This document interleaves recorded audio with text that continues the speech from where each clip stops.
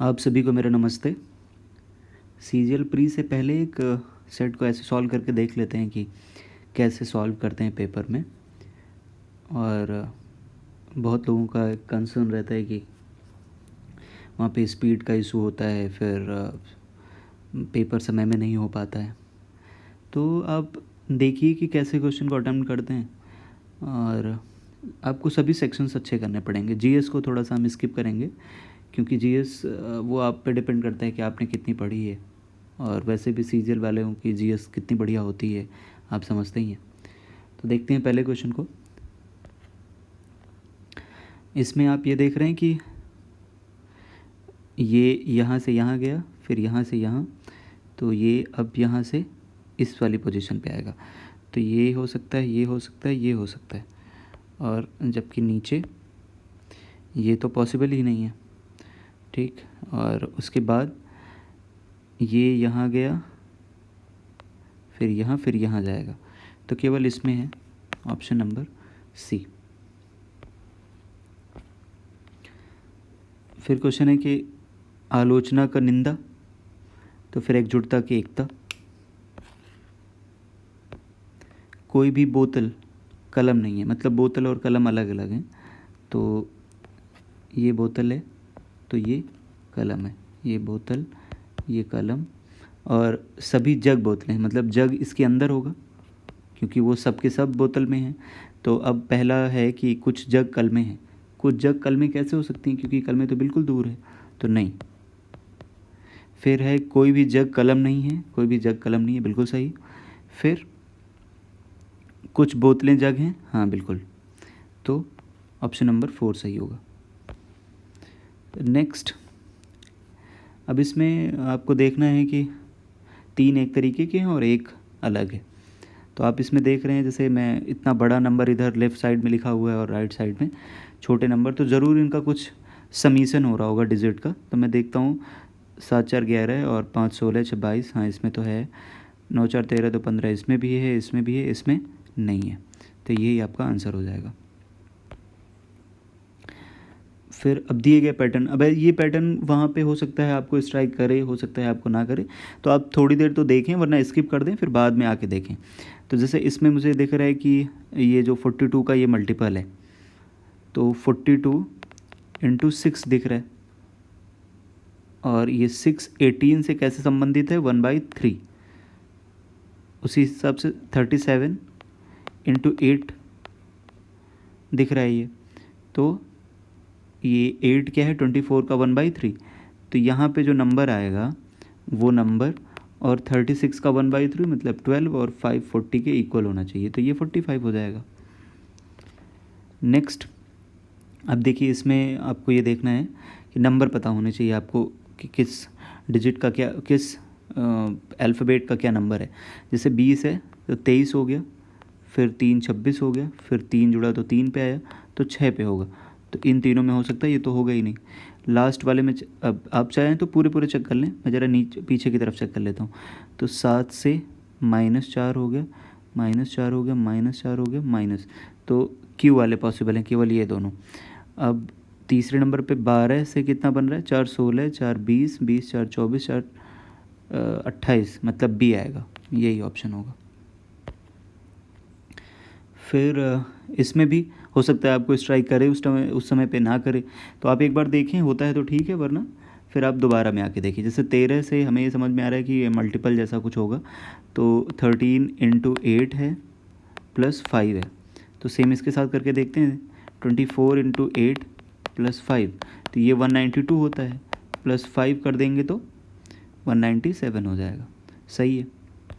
फिर अगला है, अब इतने जो लिखी हुई पोस्ट, इसमें सबसे जो छोटी है वो है लेफ्टिनेंट। तो या तो इधर से शुरू होता तो सबसे पहले 4 आना चाहिए, या तो इधर से। तो मैं देखता हूँ कि इधर 4 है, हाँ, तो ये दोनों में पॉसिबिलिटी है। फिर लेफ्टिनेंट के बाद कर्नल आता है, तो 4 के बाद 1, यही एक पेयर बन रहा है, तो ये आंसर सही होगा। फिर है कि फास्टर को कुछ लिखा गया है, और तो फिर वायलिन को क्या लिखा जाएगा।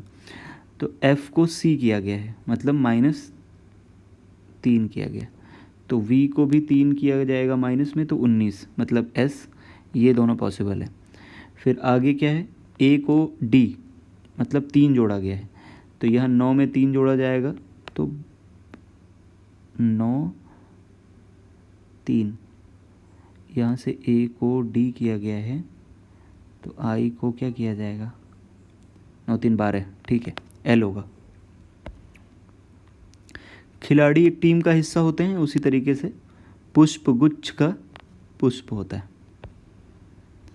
अब इस वाले में आपको बनाना पड़ेगा कि p और k माइनस है, तो मतलब p भाई है, जो p है वो प्लस होगा, मैं भाई को मतलब मेल को प्लस और उसको फीमेल को नेगेटिव बना देता हूँ, तो ठीक है।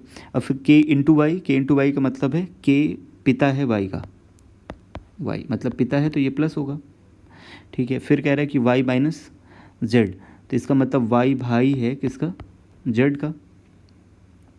अब आगे क्या है, सॉरी j है यहाँ पे, फिर क्या है j डिवाइडेड बाय s, तो इसका संबंध क्या है कि j बेटी है s की, मतलब j s की बेटी है, तो ये s ऊपर रखिए, ये बेटी है मतलब ये नेगेटिव होगी, और ये दोनों भाई हैं और ये पिता है, तो इसका मतलब ये पति पत्नी होंगे, ये नेगेटिव। फिर कह रहा है कि r s प्लस r, मतलब s माँ है r की, मतलब r इन k और s दोनों हस्बैंड वाइफ हैं जिनके 3 बच्चे हैं।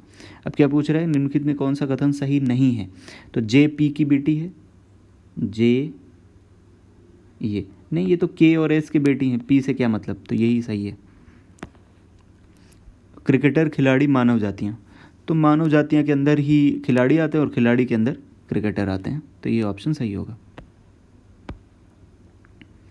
फिर अगला क्वेश्चन है कि 100 छात्रों में प्रत्येक 3 विषय हैं, तो मैं बना लेता हूँ ज़रा, 1 2 और ये 3। कहते हैं कि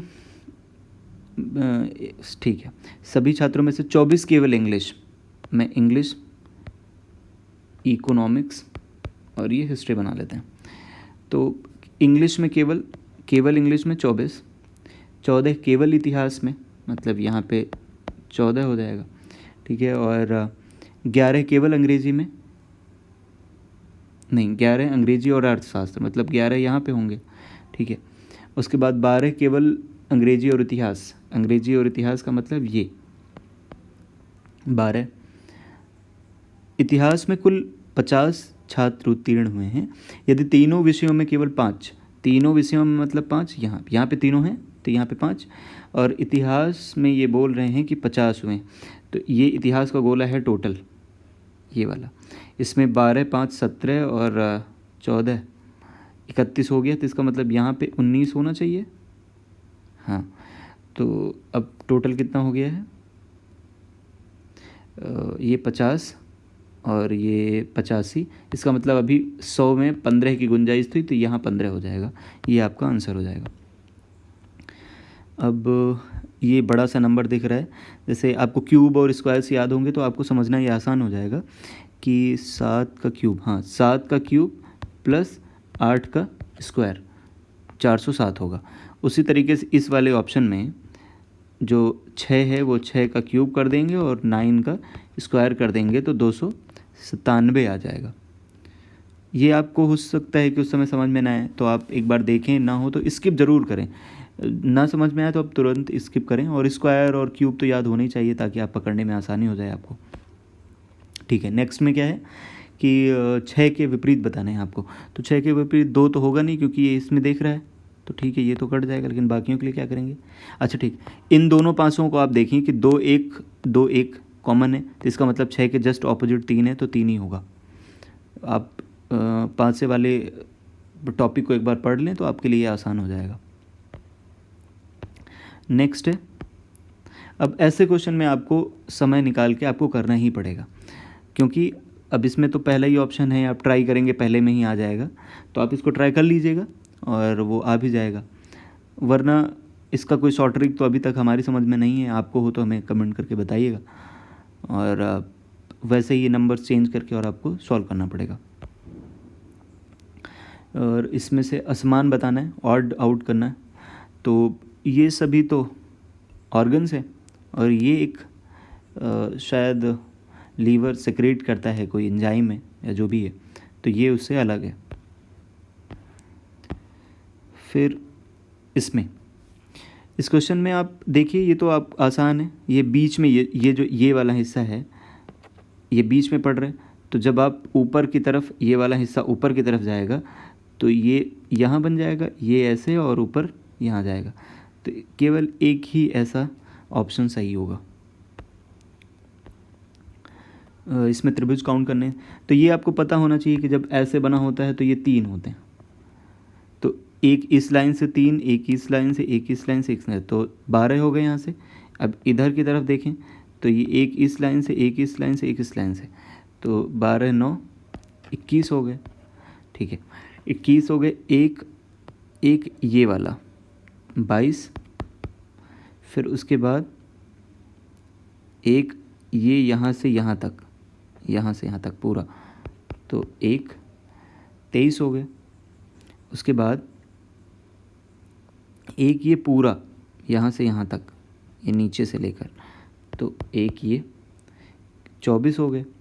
और दूसरा एक और बनेगा, वो हाँ एक यहाँ से बनेगा, इस बीच वाली लाइन से, इस बीच वाली लाइन से, मतलब इससे बनेगा, सॉरी इससे बनेगा, तो एक और बन जाएगा, तो कुल मिलाकर 25 बन जाएंगे। नेक्स्ट, इसमें कह रहा है कि आसमान बताना है। आप देखिए इसमें सबके नंबर याद होंगे, तो 10, 3 13, 3 16, 3 19, सब में 3 3 का गैप। जेड मतलब 26 से 3 3 6 9, इसमें भी 3 का गैप, इसमें भी है, इसमें नहीं है, तो ऑड हो जाएगा ये। अब इसमें वैसे तो आपको समझने में बड़ा टाइम लग सकता है, वरना आपको दिख रहा है यदि वोवेल्स और कॉन्सोनेंट में कि ए के बाद ई है, फिर आई है, ओ है, तो यू का नंबर आ रहा है, तो ये यू आंसर सही हो जाएगा। फिर कह रहे हैं कि ये ऑस्टेरी लिखा हुआ है और इसका इतना बड़ा नंबर लिखा हुआ है, तो सेटिंग का बताना है। तो यहाँ से अब देखिए इनका कोई और नंबर, जैसे ए का 1, ठीक है, और उसी तरीके से यू का, तो यू का तो होता है 21, दोनों को जोड़ देंगे तो कितना आ जाएगा 3, वही यहाँ पे लिखा है। तो मतलब हर बार क्या कर रहे हैं कि जो उसका प्लेस वैल्यू है, जो नंबर है, उसी के डिजिट को ऐड कर दे रहे हैं। तो सेटिंग में करिए, तो एस का 19 होता है, तो 9 1 मिलकर 10 हो जाएगा, तो केवल 2 ऑप्शन हो सकते हैं। फिर 5 होगा, तो दोनों में है। लास्ट में थोड़ा डिफरेंट है, लास्ट में जी है, जी की 7 होती है, तो 7 तो इसमें ही है, तो यही एक ऑप्शन सही हो जाएगा। इसमें ये मिरर वाला है, और किधर की तरफ, दाईं ओर, मतलब इस साइड रखा गया। तो इस साइड रखा गया मतलब जो ये वाली चीज़ें हैं वो इधर रहेंगी, जो ये वाली चीज़ें हैं वो इधर रहेंगी। तो ये इधर कलर्ड है तो इधर की तरफ जाएगा, ठीक है, ये इधर कलर्ड है तो ये इधर की तरफ रहेगा। तो ए और बी दोनों में है, और तो देख लीजिए इसमें, और इसका साइन बदलेगा, तो इससे इसमें ही बदला हुआ है, तो यही आपका आंसर हो जाएगा। फिर यहाँ पे है 45, कितने का गैप, 2 का, यहाँ पे कितना 6 का, और यहाँ पे कितना 12 का, और यहाँ पे 20 का।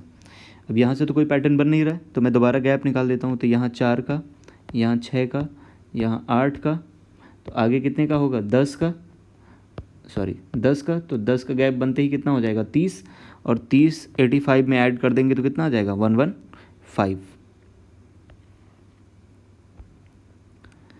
इसमें आपको ढूंढना है, जैसे इसमें सीधी लाइन होनी चाहिए थी, नहीं है तो ये नहीं होगा।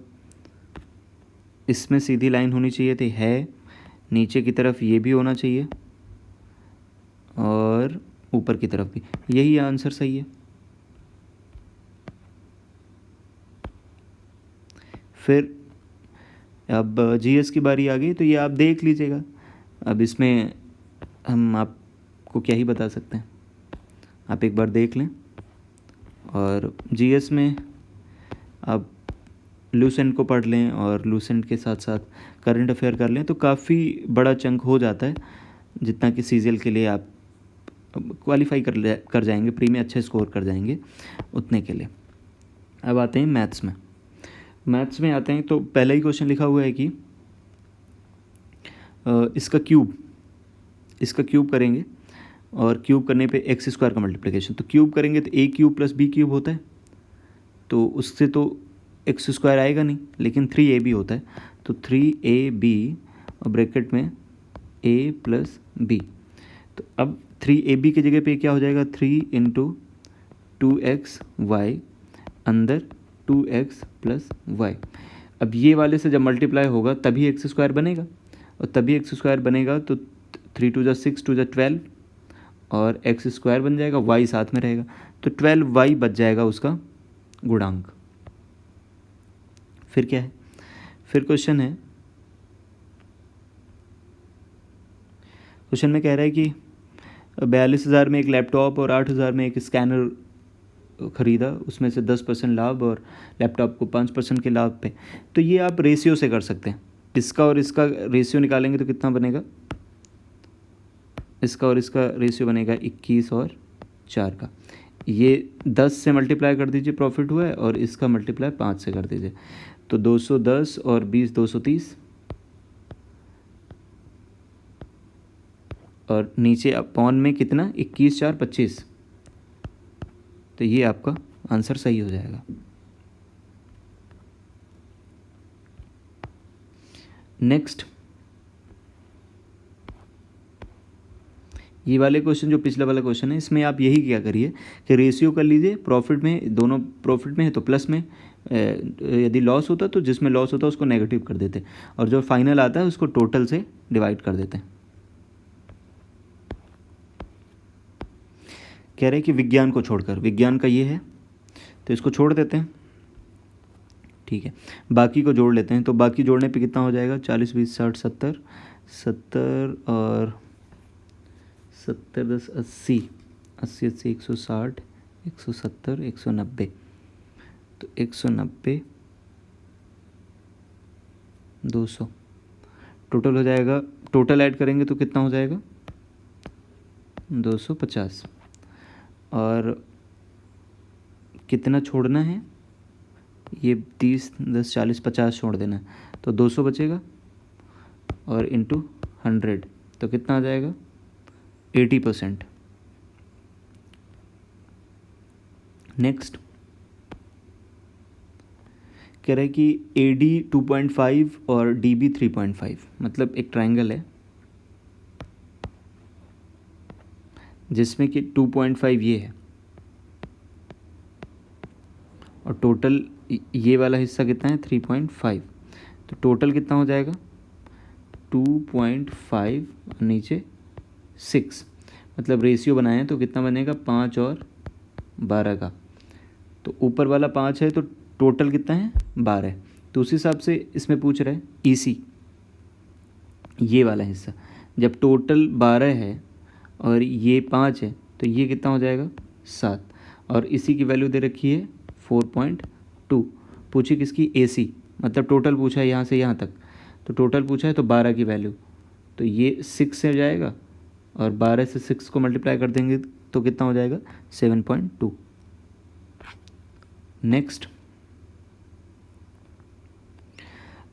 क्वेश्चन में बोल रहा है कि कितने कर्मचारियों को सभी कर्मचारियों द्वारा प्राप्त की गई औसत बकाया ये वाला है, ठीक है, तुलना में अधिक औसत बकाया, तो औसत इसको ऐड कर लीजिए पहले तो 55 45 100 100 और 40 140 140 30 170 80 185, 185 को 5 जगह पे एवरेज है ना, तो कर देंगे 5 15 37। अब 37 से किस में ज़्यादा है, A में भी ज़्यादा है, B में भी ज़्यादा है, C में भी ज़्यादा है, बस 3 जगह ज़्यादा है, तो ये आपका आंसर हो जाएगा। नेक्स्ट, अब इसको तो आपको सॉल्व करना ही है, इसमें है सबसे पहले ये वाला सॉल्व होगा, तो 2 ऊपर चला जाएगा, 1/2 आ जाएगा, और 2 से मल्टीप्लाई होते ही 1 आ जाएगा, तो 5 और 1 ये मिलकर कितना 6 -1 केवल 5 बचेगा। नेक्स्ट, एक निश्चित धनराशि चक्रवृद्धि ब्याज 3 वर्ष में इतना और 4, तो 3 जब 1 वर्ष का गैप होता है तो उसमें चाहे चक्रवृद्धि ब्याज हो या साधारण ब्याज हो उसमें क्या ही फ़र्क पड़ता है, क्योंकि कोई ब्याज पे ब्याज तो लग नहीं पाता है 1 साल में। तो यहाँ से यहाँ का डिफरेंस निकालिए, कितना हो जाएगा 7 655, हाँ 655 कितना हो जाएगा 6655 6655, और ये कितने के बराबर होगा इसके, इसी पे तो लगा है, हाँ तो इसी पे लगाएंगे तो 66550, तो ये इसका 10% है, सीधा सीधा आंसर आ गया। तो इसमें आप इसी का गैप देख लीजिए, ऐसे में चाहे जितने सालों बाद का लिखा हो, यदि 1 साल का है तो आप सीधा 1 साल का निकालिए और इसी में देख लीजिए कि कितना रेट बन रहा है उसका, तो सीधा सीधा आंसर आ जाएगा 10%। नेक्स्ट है कि एक फर्नीचर दुकानदार अपने ग्राहकों को सामान के अंकित मूल्य पर 16% की छूट देता है, ठीक है, फिर भी उसे 20% का लाभ होता है, जिसका क्रय मूल्य इतना है, मतलब 11,900 जो है उसका CP है, और उसमें उसको 20% का लाभ का मतलब 6/5, और ये क्या है MRP मान लेते हैं M है, उस पर 16% छूट का मतलब हो जाएगा 84/100, और 84/100 का मतलब 21/25, 5 से काटेंगे तो ये 5 आ जाएगा, ये 3 बढ़ जाएगा, 7 से काटेंगे तो ये 17 बढ़ जाएगा, ठीक है, और ये 3 से ये काटेंगे 2 आ जाएगा, 5 से 2 10 हो जाएगा, तो पूरा पूरा 17,000 बन जाएगा, इसका आंसर हो जाएगा।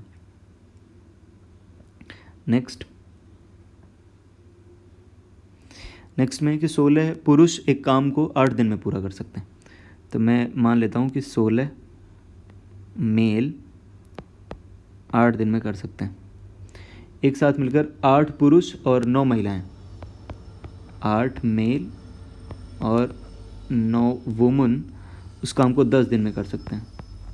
तो इससे रेशियो निकाल लेंगे, तो 80 और 16 × 128, तो ये 48 मेन इक्वल टू 90 वुमन, यहाँ से कर लेंगे तो 6 से चला जाएगा, हाँ 8 मेन इक्वल टू 15 वुमन, मतलब ये वुमन की आ गई, ये मैन की आ गई। तो अब आप यहाँ क्या कर सकते हैं कि टोटल वर्क निकाल सकते हैं, ये वाला, तो 16 इंटू मैन का कितना निकला है 15, ठीक है, और 8 दिनों में, तो टोटल काम हो गया 20 महिलाएं का मतलब कितना हो गया, महिला 20 और इफ़िशेंसी कितनी है 8, तो ये काट देंगे तो ये 12 आंसर आ जाएगा। नेक्स्ट, एक वर्ग की परिधि मतलब पेरीमीटर, मतलब उसका जो साइड होगा वो कितनी आ जाएगी 16, और क्षेत्रफल पूछा है तो 16 का स्क्वायर 256।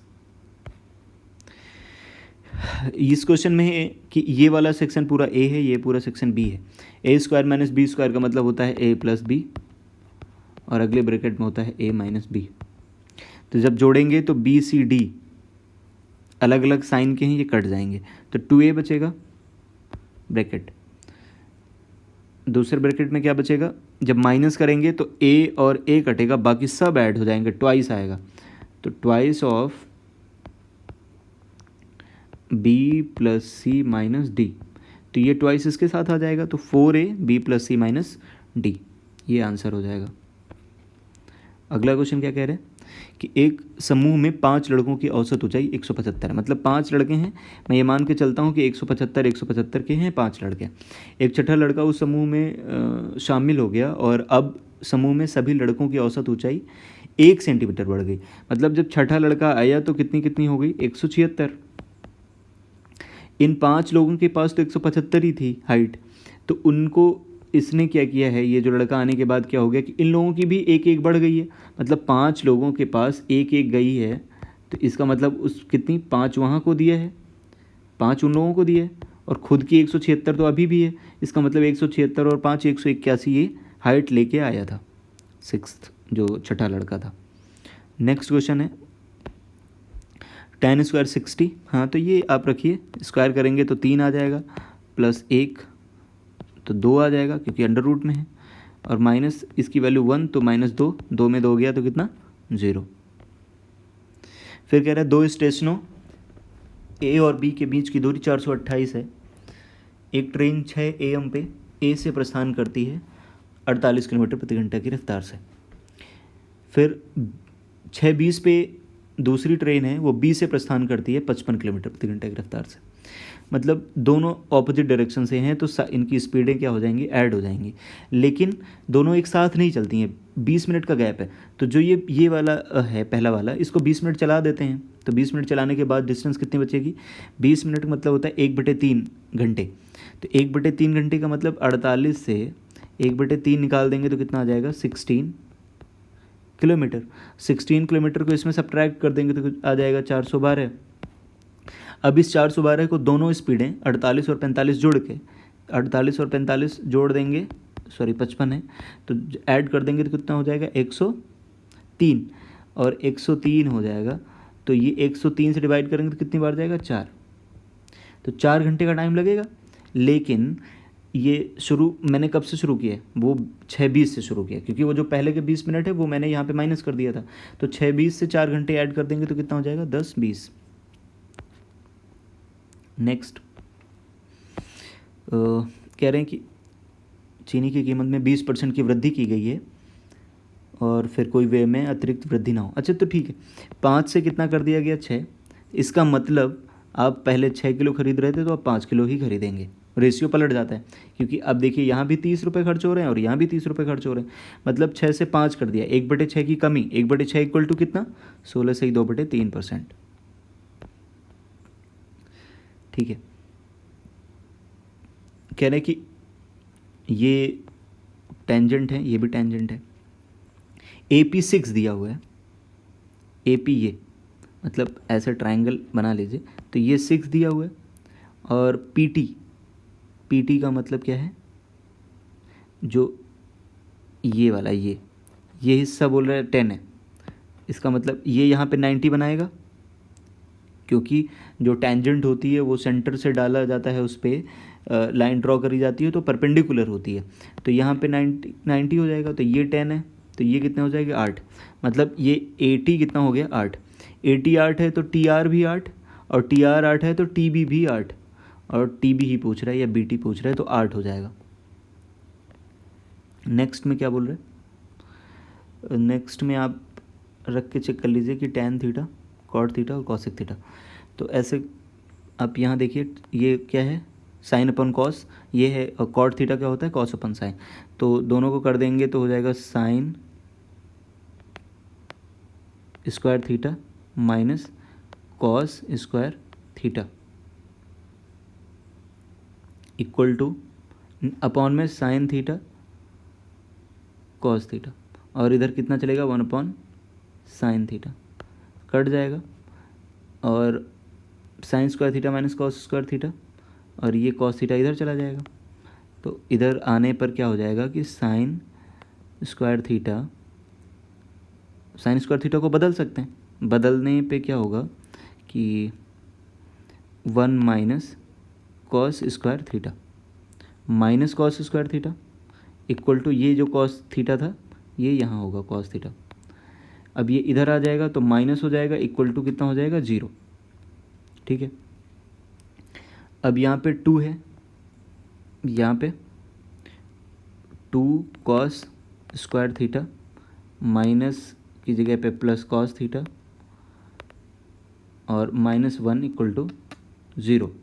अब यहाँ से निकाल लेंगे तो 1/2 आएगा कॉस थीटा की वैल्यू, और कॉस थीटा की वैल्यू 1/2 कब होती है, जब थीटा कितना होता है 60। अब कॉस यहाँ पे 60 रख देंगे तो 60 रखते ही आपका ये आंसर आ जाएगा। फिर क्वेश्चन नंबर 18 में है कि यदि किसी त्रिभुज के कोण 2 3 4 के अनुपात में है तो सबसे छोटे, त्रिभुज में 180 होता है तो 4 3 7 2 9, मतलब 9 की वैल्यू 180 तो कितना हो जाएगा 20, 1 की वैल्यू 20, तो सबसे छोटा पूछा हुआ है 2, तो 20 दूनी 40 इसका आंसर हो जाएगा। नेक्स्ट क्वेश्चन में बोल रहा है कि x - 1 upon x is equal to 11। ये आपको याद ही कर लेना चाहिए कि a - 1 upon a equal to कुछ दिया हुआ है k, और a³ -1/a³ तो कितना हो जाएगा k³, क्योंकि माइनस है तो +3k, तो 11 का क्यूब हो जाएगा 13×31 और 11 का 3 गुना 33, तो मिलके कितना हो जाएगा 1364। नेक्स्ट क्वेश्चन में चलते हैं। बोल रहा है कि कितनी लड़कियों की ऊंचाई 135 सेंटीमीटर या उससे अधिक लेकिन 150 से कम, मतलब यहाँ से लेकर इस वाले गैप तक। तो इसको ऐड कर लेते हैं, 29 और 15 44, 44 20 64। नेक्स्ट क्वेश्चन में कि KLN ये वाला 58 है तो KMN बताइए। ये एक कॉर्ड है और एक कॉर्ड से कोई भी ड्रॉ करिए तो उस सभी एंगल्स क्या होते हैं, इक्वल होते हैं। ये 58 है तो ये भी 58, ये भी 58, तो ये भी क्या हो जाएगा 58 हो जाएगा। ये प्रॉपर्टीज़ याद होंगी तभी हो पाएगा आपसे। ये क्वेश्चन देखने में कितना बड़ा लग रहा है, और जबकि क्या है कि cos 90 दिया हुआ है जिसकी वैल्यू 0 होती है, तो पूरी वैल्यू 0 हो जाएगी। एक निश्चित राशि सुनीता, अमित और विभा के बीच इस अनुपात में बांटी गई है। यदि विभा को इतने मिलते हैं, विभा मतलब लास्ट वाला 4, तो 4 की वैल्यू कितनी दी हुई है 14416, और किसकी पूछी कुल मतलब कितनी हुई 4 2 6 3 9, मतलब 9 का मल्टीपल तो हो गई। चेक करते हैं क्या इसमें है, पहले वाले में नहीं। 4 3 7 2 9, 4 13 8 21 नहीं। इसमें देख लेते हैं 9 4 13 नहीं, इसमें 9 6 3 9 नहीं, ये भी नहीं, केवल इसमें ही पॉसिबल है। आप कर भी लेना, इससे डिवाइड करके 9 से गुणा कर देंगे तो हो जाएगा। कह रहे हैं कि कितने परिवारों का मासिक वेतन 40,000 से कम है, तो 40,000 यहाँ से यहाँ तक, क्योंकि ये वाले भी तो 40 से कम वाले ही हैं ना, तो 12 9 21 6 27। अगला क्वेश्चन क्या कह रहे हैं 146 और फिर स्टार लगा हुआ है 48 के स्थान पर वो कौन सी बड़ी संख्या होनी चाहिए जिससे कि प्राप्त संख्या 8 से डिवाइड हो। तो सबसे बड़ा ही ऑप्शन ले लीजिए 9, तो 9 रखने पे क्या 948 बन जाएगा। लास्ट के 3 नंबर चेक करने होते हैं 8 से डिविजिबिलिटी के लिए, तो अब ये 8 से डिविजिबल हो नहीं रहा है, तो 8 रख के देखिए, हाँ अब डिविजिबल हो जाएगा, तो यही इसका क्या हो जाएगा आंसर हो जाएगा। नेक्स्ट, हाँ अब इंग्लिश आ गई है, तो इंग्लिश में देख लेते हैं।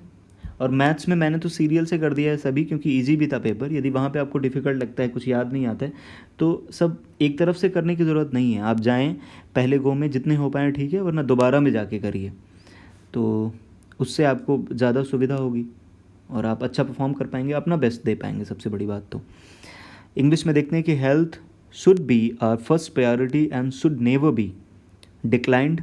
डिक्लाइंड मतलब होता है आपसे जैसे फ़ोन में बोलते हैं, कहते हैं आपने कोई पेमेंट किया डिक्लाइन कर दिया, मतलब वो मना कर देना, नहीं ये भी नहीं होगा। सस्पेंडेड, नहीं सस्पेंड क्यों करेंगे। डिस्कार्ड मतलब हटा लेना, तो ऐसा कुछ भी नहीं है। तो यहाँ पे बेसिकली क्या है कि उसको नेग्लेक्ट नहीं किया जा सकता। Health should not be neglected, ये प्रायोरिटी बेस पे होना चाहिए, तो इस वजह से नेग्लेक्टेड इसका सही ऑप्शन होगा। नेक्स्ट में है कि a colour blind person is not able to define between colours. आप कह सकते हैं, ऑब्जर्व तो नहीं कहेंगे, ग्लैंस मतलब ऐसे नज़र पड़ना, ये भी नहीं होगा। डिफाइन और डिस्टिंग्विश में हो सकते हैं, लेकिन जब भी किसी चीज़ के बीच में भेद करना होता है कि ये दूसरी चीज़ है, ये दूसरी चीज़ है, तो जब भी आप दो चीज़ों के बीच में कंपैरेटिवली आप चेक करके ये बता पाते हैं कि ये अलग है, ये अलग है, तो वो डिस्टिंग्विश करना होता है, तो यहाँ पे यही ऑप्शन सही होगा। फिर है कि आई विश, जब भी आई विश होता है तो वो आप एक अजम्पशन करते हैं कि ऐसा होता, काश ऐसा होता, तो ऐसे वाले सेंटेंस में हमेशा प्लूरल जाता है, तो वॉज की जगह पे वर आएगा, ये ऑप्शन सही होगा। नेक्स्ट में क्या है PQRS है। चाहे तो आप PQRS पहले गो में ना करें, दोबारा में आके करें, लेकिन अब यहाँ पे तो करना ही है। तो दिस जैसे बी से तो स्टार्ट ही नहीं होगा, तो ये तो होगा ही नहीं। बाकी सभी ए से स्टार्ट हैं, तो करते हैं ज़रा। There are many gadgets that are operated by a remote control and contain a silicon chip. अब इसके बाद ए के बाद क्या लगाएं, सी लगाएं या डी लगाएं। यदि डी लगा के देखते हैं कि द बीम कैरीज, तो बीम कैरीज का मतलब है कि डी की बात तो नहीं करेंगे, क्योंकि डी से पहले कोई बात हो चुकी है, तो ये लास्ट वाला और फर्स्ट वाला भी नहीं होगा, तो केवल और केवल बी ऑप्शन सही हो सकता है। हम चेक भी कर लेते हैं कि यहाँ पे बोला गया है कि कुछ there are many gadgets that are operated by a remote, बहुत सारी चीज़ें जो रिमोट से चलती हैं। उसके बाद सी आया है कि when a button is pressed, जब भी बटन को प्रेस किया जाता है on the remote control, the chip sets of an electronic vibrations, मतलब तुरंत उसमें क्या है, एक इलेक्ट्रॉनिक वाइब्रेशन होता है जैसे आप प्रेस करते हैं बटन को। तो फिर सी के बाद क्या आएगा, बी, दिस प्रोड्यूसेस, मतलब जो आपने बटन प्रेस किया और उसके बाद इलेक्ट्रॉनिक वाइब्रेशंस हुए हैं, इससे प्रोड्यूस होता है an infrared beam.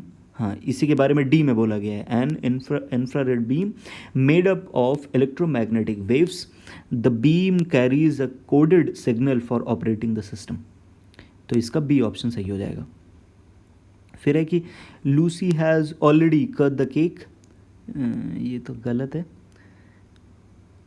When we reach the party hall, देखिए ये वाला प्रेजेंट इंडेफिनिट में है, तो इसका मतलब है कि ये वाला जो काम है ये पहले हुआ है। तो जो काम पास्ट में भी पास्ट में होता है, मतलब पास्ट की चीज़ में भी जो पहले होता है, तो इसका मतलब वहाँ पे हैड आना चाहिए, तो यहाँ पे हैड होना चाहिए। यही गलती लग रही है। अब इसमें इन्होंने क्या किया हमें नहीं पता, ये गलत आंसर हो सकता है, लेकिन यही चीज़ होगी कि यहाँ पे पास्ट इंडेफिनिट है तो वहाँ पे पास्ट परफेक्ट होगा, क्योंकि वो पास्ट में पास्ट है।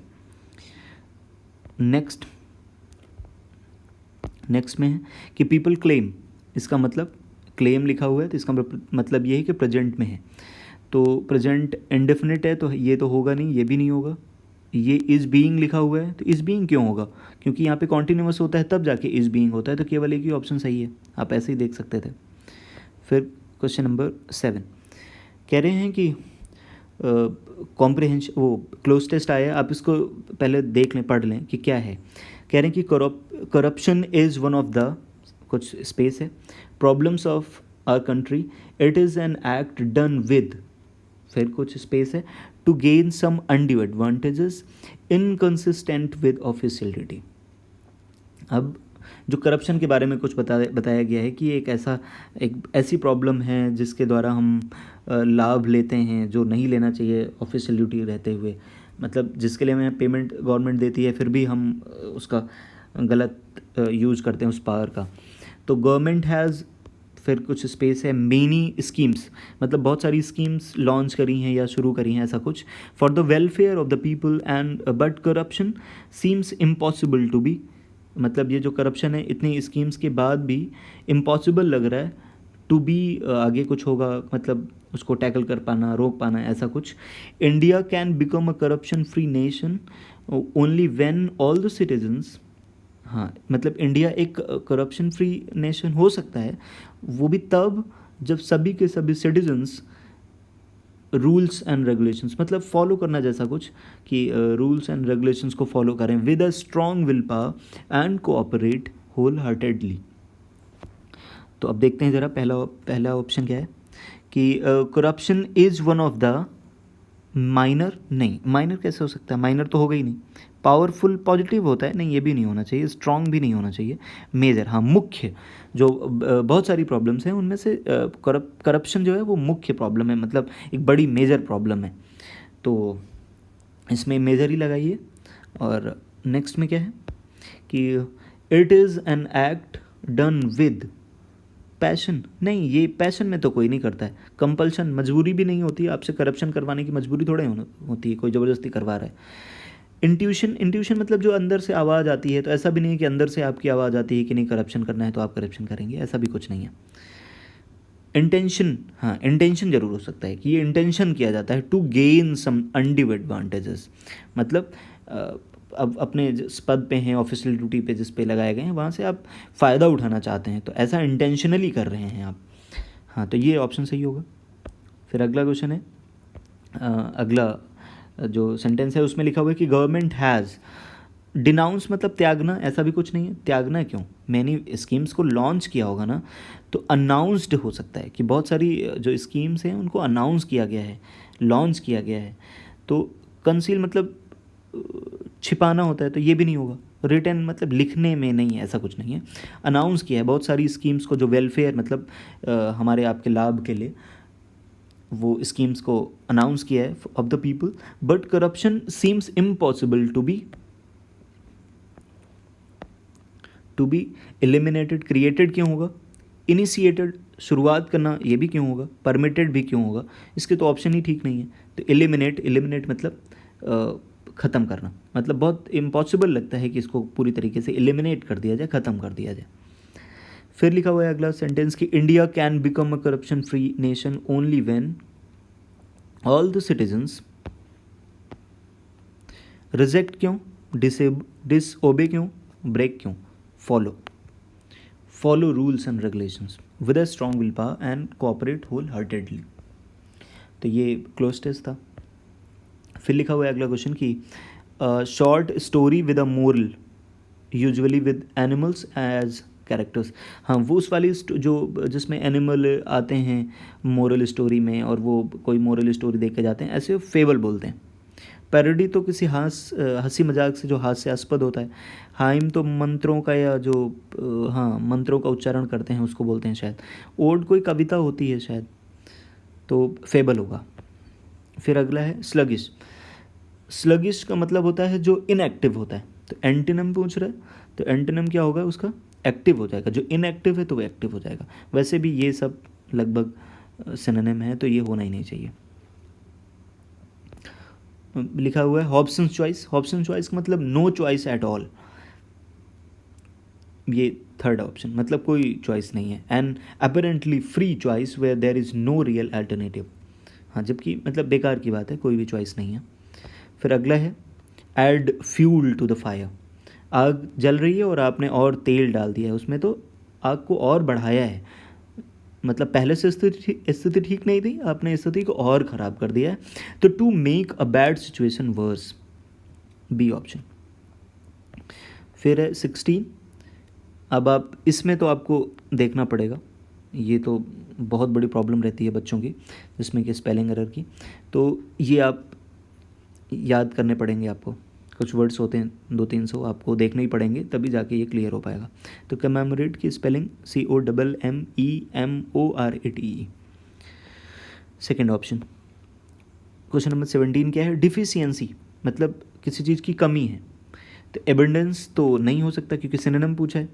तो एबंडेंस मतलब होता है बहुत ज़्यादा, मतलब पर्याप्त रूप से है। सफिशियंसी ये भी वही पर्याप्तता से। इफ़िशियंसी तो होता है आपकी क्षमता से, मतलब आपकी क्षमता कितनी है वो इफ़िशियंसी है। तो इनएडिकेसी, इनएडिकेट होता है मतलब कम होना किसी चीज़ में, तो वही है इनएडिकेसी, इसका ऑप्शन सेकंड। अगला क्वेश्चन है enclosed area where aircraft are kept and repaired.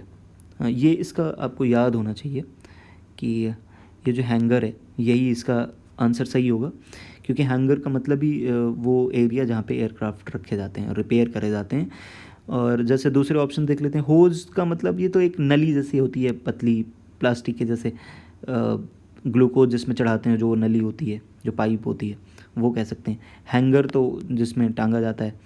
और हार्बिंगर का मतलब होता है एक जो मैसेंजर टाइप का इंसान होता है, एक जगह से दूसरी जगह मैसेज लेके जाता है, वो हार्बिंगर होता है। और अगला question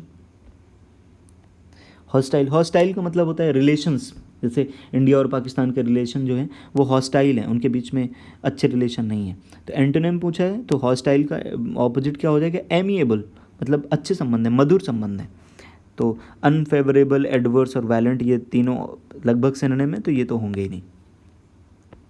question number 20, it is called the atmosphere. पहला से तो शुरू ही नहीं कर सकते हैं, PQRS है, तो देखते हैं कि किससे शुरू कर सकते हैं। तो पहला तो शुरू ही नहीं कर सकते हैं क्योंकि इट इज़ है, इसका मतलब ये किसी की बात कर रहा है, इसमें प्रोनाउन लगा हुआ है, तो नाउन ढूंढना पड़ेगा। तो ए से शुरू नहीं होगा, मतलब ये नहीं हो सकता।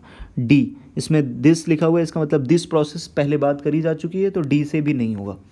सी, living beings breathe in and breathe out the air all the time. हाँ, इससे एक बार सोचा जा सकता है, लेकिन मत करिए। बी से ज़्यादा बढ़िया है कि all parts of the earth are surrounded by air. सभी जो सराउंडेड है उसी के बारे में बात करी गई कि it is called the atmosphere. तो बी के बाद ए आना चाहिए। तो यही एक ऑप्शन है जिसमें कि कह रहा है कि it is called the atmosphere. फिर बोलता है कि सी, लिविंग बींग्स ब्रीद इन, इसी चीज़ को, ये जो एयर है यहाँ पे एटमॉस्फेयर में ब्रीद इन करते हैं and breathe out the air all the time. फिर डी लास्ट में कि this process is called respiration. Respiration इसी चीज़ को कहते हैं कि सांस लेना और सांस छोड़ना, उसी को रेस्पिरेशन बोला जाता है। तो इसका फोर्थ ऑप्शन सही होगा। Question number 21, one of the greatest responsibilities of a scientist is that his discoveries and inventions are utilised for होता है, यूटिलाइज्ड फॉर होता है ये, तो यही, हाँ यही थर्ड ऑप्शन सही होगा। बाकी यहाँ पर सही है कि वन ऑफ द के बाद जो आता है वो नाउन, जो आगे आएगा, हाँ नाउन ही, वो कैसा आएगा, प्लूरल आता है। तो one of the greatest responsibilities इसी वजह से ऑफ अ साइंटिस्ट इज, मतलब ये सिंगुलर जाएगा क्योंकि ये वन से है। Is that his discoveries and inventions are, तो डिस्कवरीज और इन्वेंशंस हैं तो आर ही होना चाहिए, प्लूरल है।